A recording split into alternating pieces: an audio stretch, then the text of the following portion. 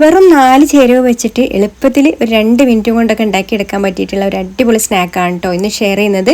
അപ്പോൾ കുട്ടികൾക്കൊക്കെ സ്കൂളിൽ വരുന്ന സമയത്തൊക്കെ ഇതുപോലെയൊക്കെ ഉണ്ടാക്കി കൊടുത്ത് നോക്കൂ, എന്തായാലും ഇഷ്ടമാവും. കുട്ടികൾക്ക് മാത്രമല്ല കേട്ടോ, ഇത് മുതിർന്നവർക്കായാലും ഇഷ്ടമാവും. ഒരു പീസ് കഴിച്ചാൽ വീണ്ടും വീണ്ടും കഴിക്കാൻ തോന്നുന്ന ഒരു ഐറ്റമാണ്. അപ്പോൾ നമുക്കിത് റെഡിയാക്കി എടുക്കാം എങ്ങനെയാണെന്നുള്ളത് നോക്കാം. അപ്പോൾ ആദ്യം തന്നെ ഇതിന് മെയിനായിട്ട് വേണ്ടത് ബ്രെഡാണ്. അപ്പോൾ ഞാനിത് അവിടെ ബ്രെഡ് എടുത്തിട്ടുണ്ട്. ഇനി ഒരു ബ്രെഡിൻ്റെ ഈ ഒരു സൈഡ് ഉണ്ടല്ലോ, ഈ ഒരു ബ്രൗൺ കളറിലുള്ള ഭാഗമൊക്കെ ഒന്ന് കട്ട് ചെയ്ത് മാറ്റാം. ഇത് കട്ട് ചെയ്ത് മാറ്റാതെയും ചെയ്യാം കേട്ടോ, പക്ഷേ കുറച്ചും കൂടെ ഒരു നമുക്ക് ഫോട്ടോയിലൊക്കെ കാണാനൊരു ഭംഗി കിട്ടാൻ വേണ്ടിയിട്ടാണ് ഞാൻ ഈ ഒരു ബ്രൗൺ കളറിലുള്ള ഭാഗം ഒന്ന് കട്ട് ചെയ്ത് മാറ്റുന്നത്. അപ്പോൾ അതാ ഇതുപോലെ കട്ട് ചെയ്ത് മാറ്റിയിട്ടുണ്ട്. ഇനി ബാക്കിയുള്ള പീസുകളും കൂടെ ഇതുപോലെ തന്നെ കട്ട് ചെയ്ത് മാറ്റാം. ഇനി ഇതാ ഒരു പീസ് ബ്രെഡ് എടുത്തിട്ടുണ്ട്. അതിൻ്റെ മുകളിൽ ഇതാ ഇതുപോലെയുള്ള സ്ലൈസ് ചീസാണ് കേട്ടോ എടുത്തിട്ടുള്ളത്. അതൊന്ന് ഇതുപോലെ വെച്ച് കൊടുക്കാം.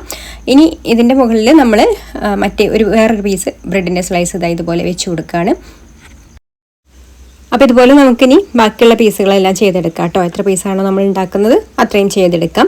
ഇനി ഇതാ ബട്ടർ എടുത്തിട്ടുണ്ട്. ബട്ടർ അൺസാൾട്ടഡ് ബട്ടറാണ് കേട്ടോ വേണ്ടത്. ബട്ടർ ഫ്രിഡ്ജിൽ വെച്ച ബട്ടർ ആണെന്നുണ്ടെങ്കിൽ പുറത്തെടുത്ത് വെച്ച് ഒന്ന് സോഫ്റ്റ് ആയതിനു ശേഷം എടുത്താൽ മതി. എന്നിട്ട് ഇതിലേക്ക് നമുക്ക് മധുരത്തിന് ആവശ്യമായിട്ടുള്ള പഞ്ചസാര ചേർത്ത് കൊടുക്കാം. പഞ്ചസാര പൊടിയല്ല കേട്ടോ ചേർത്ത് കൊടുക്കേണ്ടത്, പഞ്ചസാര മുഴുവനായിട്ടുള്ളത് തന്നെയാണ് ചേർത്ത് കൊടുക്കേണ്ടത്. എന്നിട്ട് നന്നായിട്ടൊന്ന് മിക്സ് ചെയ്ത് കൊടുക്കാം. ഇത് പഞ്ചസാര മിക്സ് ചെയ്ത് അലിഞ്ഞ് വരുന്നു വേണ്ട കേട്ടോ, പഞ്ചസാര ഒരു തരിയോട് കൂടിയിട്ട് തന്നെ കിട്ടണം. അപ്പോൾ ജസ്റ്റ് ഒന്ന് എല്ലാം കൂടെ ഒന്ന് ബട്ടറിലങ്ങ് പഞ്ചസാര ഒന്ന് നന്നായിട്ട് മിക്സ് ചെയ്തെടുത്താൽ മതി. ഇതുപോലെ ഒന്ന് അങ്ങ് മിക്സായി കിട്ടിയാൽ മതി. ഇനി നമ്മളിതാ ഈ ഒരു ചീസ് വെച്ചിട്ടുള്ള ബ്രെഡ് ഉണ്ടല്ലോ, അതിൻ്റെ ഈ ഒരു സൈഡിൽ ബട്ടർ ഒന്ന് ഇതുപോലെ സ്പ്രെഡ് ചെയ്ത് കൊടുക്കുന്നുണ്ട്. നന്നായിട്ട് തന്നെ സ്പ്രെഡ് ചെയ്ത് കൊടുക്കുക.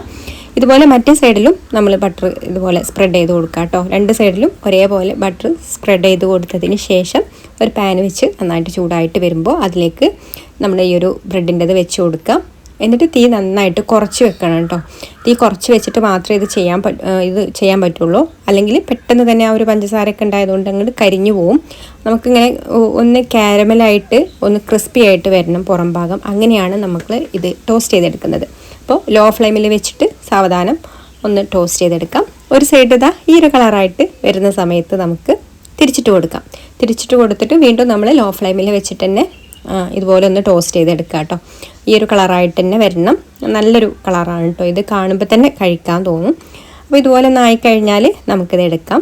അപ്പോൾ ഇങ്ങനെ കുറച്ച് സമയം വെക്കുമ്പോഴേക്കും നമ്മുടെ ആ ഒരു ചീസൊക്കെ ഉണ്ടല്ലോ, അതൊക്കെ ഒരു ക്രീമി ആയിട്ട് അങ്ങനെ കിട്ടും കേട്ടോ.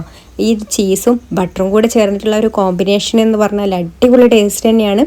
ഇനി നമുക്കിത് ഇതുപോലെ കട്ട് ചെയ്തിട്ട് കോണായിട്ട് കട്ട് ചെയ്തിട്ടോ അല്ലെങ്കിൽ ചെറിയ പീസായിട്ട് കട്ട് ചെയ്തിട്ടോ എങ്ങനെ വേണമെന്നുണ്ടെങ്കിലും സെർവ് ചെയ്യാം. അടിപൊളി ടേസ്റ്റാണ് കേട്ടോ.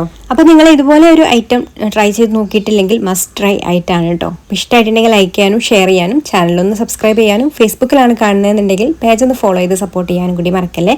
അപ്പോൾ ഇനി മറ്റൊരു നല്ല റെസിപ്പിയുമായിട്ട് അടുത്ത വീഡിയോയിൽ കാണാം. Thank you for watching.